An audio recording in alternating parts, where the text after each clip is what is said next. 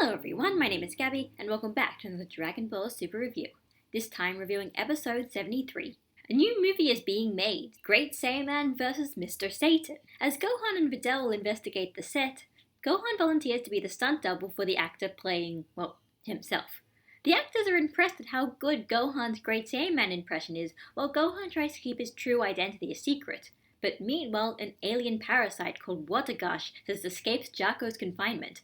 Confronting Gohan as the Great Saiyaman, Jacko believes that he's being infected by it and prepares to attack. So, what did I like about this episode? Well, first of all, for a slice of life episode, it did way more than I was expecting it to be. I mean, when I just saw the synopsis for this episode, I thought it was basically just going to be a whole bunch, very much kind of like gag-focused episode of Gohan just getting into zany situations as the Great Saiyaman and being the stunt double and stuff. And surprisingly, they were a lot more I'm not going to say subtle, but they didn't really put as many jokes in as I thought they were going to be.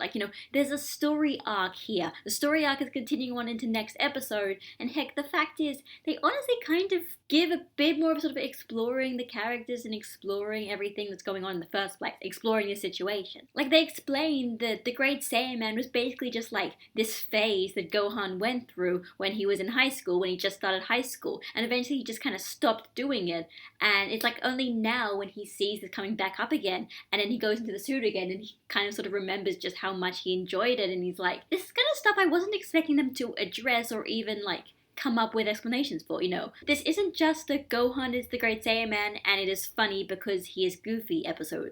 They're legitimately thinking about things, and I find that really interesting. Also, I think I just really want to just talk about the chemistry between Gohan and Videl in this episode. Honestly, Super's been doing this whole time, but considering now we got an entire episode dedicated to it, I think I just need to say, Gohan and Videl are the most sort of stable couple in the entire series. Their interactions are just so cute, honestly. They are, it's absolutely adorable. Especially the moment where Videl, totally just turns down Barry Khan's autograph, and she's like, "No, don't worry, Gohan, you're way cooler than he is." Super doesn't normally do this. Dragon Ball doesn't normally do this. Having these characters that have just such an obvious on-screen connection to each other. The most Super has ever done was probably that time where Bulma kissed Vegeta on the cheek, and even then Vegeta's kind of more just shocked and not even really wanting to see it in the first place. So this is weird, but I like it. I like that it did this. It's just really cute. It is really, really cute. As for what I didn't like about this episode, don't get me wrong, I love Gohan and Videl being really cute together, but just seeing that and seeing a lot of that in this episode just kind of made me realize that honestly, the one problem about his characters is that honestly, they're kind of boring. Gohan and Videl basically have everything that they have ever wanted. They are clearly in love, they have a daughter, everything is fine, and they basically have no conflicts in their lives. This is why I don't just agree with the people who just say that you should just go and just let Gohan be happy. It's it is great seeing him happy, but it's not particularly interesting for a story because what are you supposed to do with someone who is satisfied with everything in their life? Stories need conflict, and this episode didn't really have much conflict. Even the kind of weird sort of love triangle things that they seem to be kind of hinting at, Gohan and Videl kind of sort of gloss over. Videl is not seeing Barry Khan as a threat, and whether that stuff with Gohan and that idol Coco is going to lead anywhere, I don't know, but it doesn't feel like there's conflict here. I guess this really will depend on to next episode, because next episode looks like there is going to be actual conflict, but yeah, obviously as a setup for this kind of mini arc, there was no real sort of actual big underlying issues where it felt like Gohan and Videl were actually going to have to get over it and deal with it and come up with ways to get around it. I guess that was just that Watagash thing. That's the only thing. Besides that, they just feel a bit too perfectly happy with everything, and that's not particularly interesting. Also, this isn't really a criticism, it is more of a kind of fun fact nitpick thing. So when Gohan decides to go and stop a bank robbery as the Great Saiyaman, he runs into these thugs who say that they've recognized him before, in that he stopped a crime by them many, many years ago, and they've been in jail since then, and now they managed to get out and they kind of want revenge. The weird thing about these characters is they're actually never seen in the anime at all, but they were actually in the manga of the Great Saiyaman portion of the story. That scene is one of the few things in the manga that is actually completely gotten rid of in the anime, because they wanted to come up with a new way of introducing the Great Saiyaman to Videl, so that Videl wasn't going to figure out the Great Saiyaman's identity immediately. Obviously, the weird part about this is that, yeah, These are characters who have never actually appeared in the anime, but in the anime for Dragon Ball Super, they're acting like they actually existed, even though they basically didn't. Like, they had to come up with a completely new animation for this section that was never animated back in the 90s. And, like, I just find it such a strange,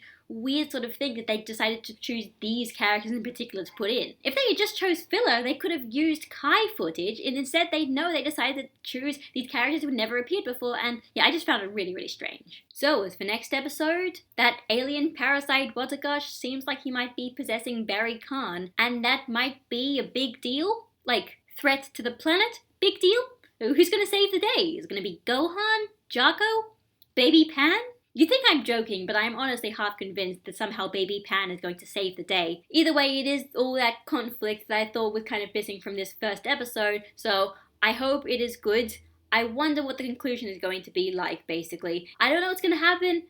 Either way, it sounds like it could be interesting, and hey, another Gohan episode. I'm definitely down for that. So that was Dragon Ball Super episode 73. Honestly, it's just kind of made me realize just how difficult it is to review the first episode of a 2-episode mini arc. Because the problem with this episode was, it was like episode 71, it was all mostly build up to something that's going to be resolved next week. Like, on the one hand, you can't judge it as like a standalone episode, and on the other hand, you can't really judge it as like the sort of taste test of things to come, because it is basically half the story already. It's not really a taste test. So it's kind of hard to rate it in terms of like objective value. At the very least, I liked that we had an episode about Gohan and Videl and Pan and, all those characters. I liked that we got to see the Great Saiyaman again. I liked that it wasn't really like just a gag episode making fun of Gohan or whatever. I mean, I really enjoy the stuff they put in. I just don't really know, because a lot of my judgment is really going to be waiting as to what's going to be happening next week and whether or not the stuff that I'm worried about is actually going to be addressed. I'm still kind of in disbelief that we're getting 2 Gohan episodes.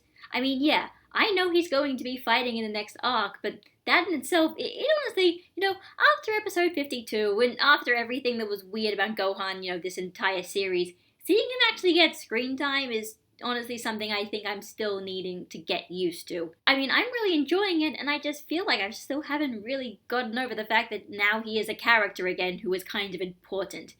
It's honestly very baffling, but I am really enjoying it. So this is Gabby, signing out, and I'll see you all next week. Bye, guys!